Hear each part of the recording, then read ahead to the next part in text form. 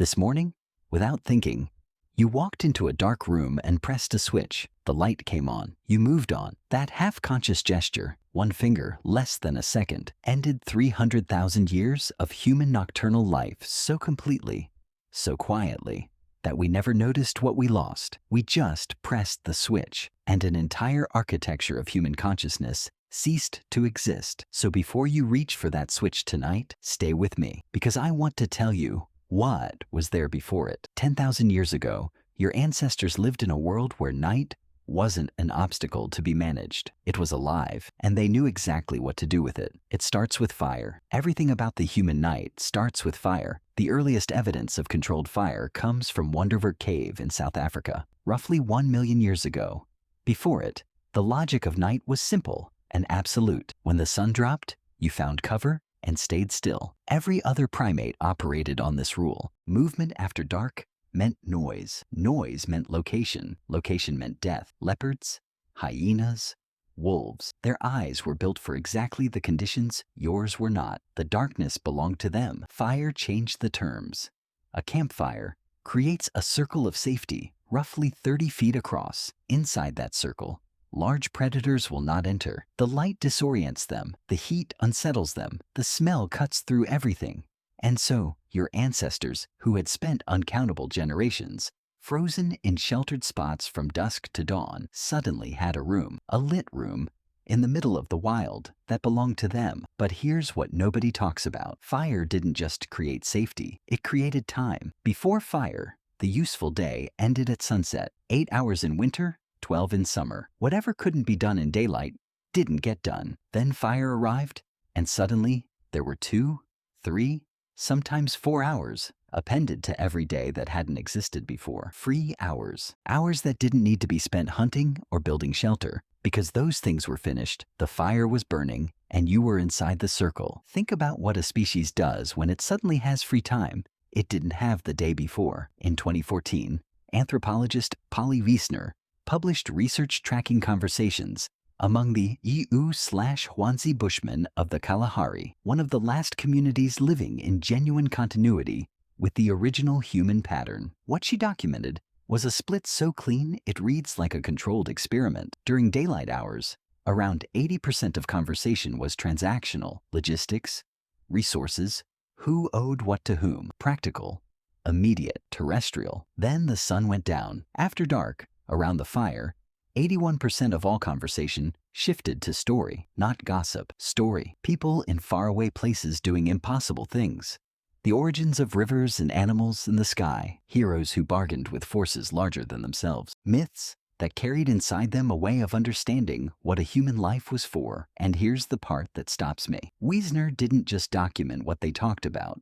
She documented what talking like that requires. To tell a myth, you have to be capable of imagining something that isn't in front of you, something that might not exist at all. The campfire wasn't just where humans entertained themselves. It was where we became capable of abstraction, where we developed the cognitive architecture to think about past and future, about death and meaning, about invisible forces that shape visible lives. The campfire was the original university, and it only ran after sunset. But we haven't even gotten to what happened when the fire burned low and people went to sleep. You probably assume you know how humans sleep. 1 block, 7 to 9 hours, ideally uninterrupted. Anything else is a disorder to be solved. Historian Roger E. Kirch would like a word. In 2001, after 16 years of archival research, E. Kirch published a paper that quietly detonated inside sleep science, buried across centuries of records, prayer manuals from the 1400s, court depositions, physicians' handbooks, personal letters, references embedded in Homer. He found more than 500 distinct mentions of the same phenomenon, across cultures, across centuries, in languages that had no contact with each other. People described their nights identically. First sleep, then waking, then second sleep. Not insomnia, not a disorder. A pattern so universal and unremarkable that people wrote about it the way we write about lunch. Of course you woke in the middle of the night. Everyone did. The question was what you did with the hour. They talked to their partners, slowly in the dark, in the particular intimacy that only exists when you can't see each other's faces. They prayed. They interpreted the dreams still vivid behind their eyes. A 16th century French physician wrote that the hours between first and second sleep were the best time for conception because body and mind were in a state of unusual calm. A medical handbook from the same era recommended the middle of the night watch as optimal for intellectual reflection, the hour when the noise of the day had settled and the mind could finally hear itself. This wasn't fringe. This was everyone, everywhere, for thousands of years.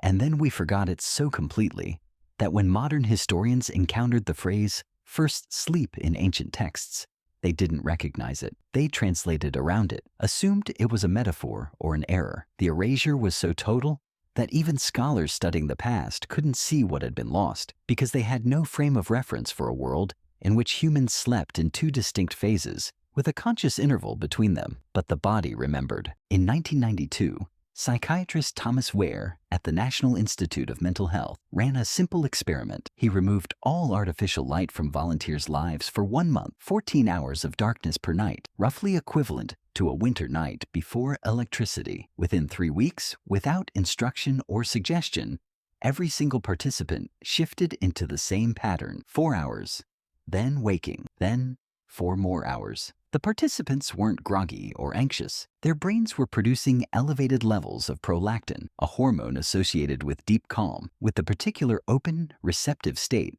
that practitioners of contemplative traditions spend years trying to deliberately induce. The volunteers described the middle of the night hours as peaceful in a way they couldn't fully articulate, reflective, somehow larger than ordinary wakefulness. There is a neurological state, specific, measurable, biochemically distinct, that the human body generates naturally, every night, if you let the darkness be dark, a state that feels like what monks are trying to reach. And it isn't available to most people alive today, not because we lack the capacity for it, but because we turned on the lights. The erasure was not dramatic. That is the part that should disturb you most. Paris installed street lamps in the 1660s.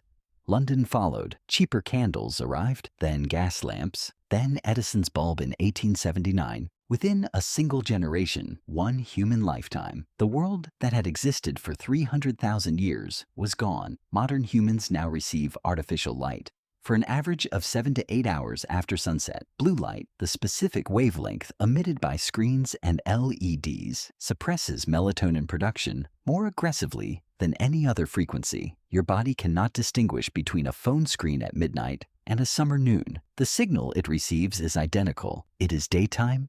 Delay sleep. Stay alert. The circadian rhythm that evolved across millions of years gets pushed night after night into a shape it was never designed to hold. So here is what I want you to consider. When you wake at 2 a.m. and lie in the dark, your mind turning quietly without urgency, you are not malfunctioning. Your doctor might call it insomnia. The sleep hygiene industry will sell you solutions. But what your body is doing in that moment is remembering.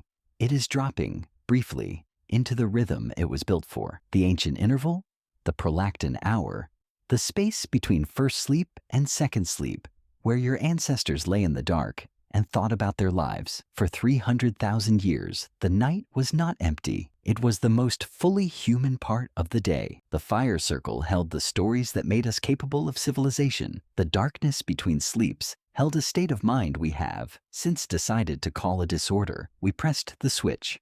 We flooded the night with light. We called it progress. And somewhere below the fluorescence, your body has never stopped remembering what the dark was for.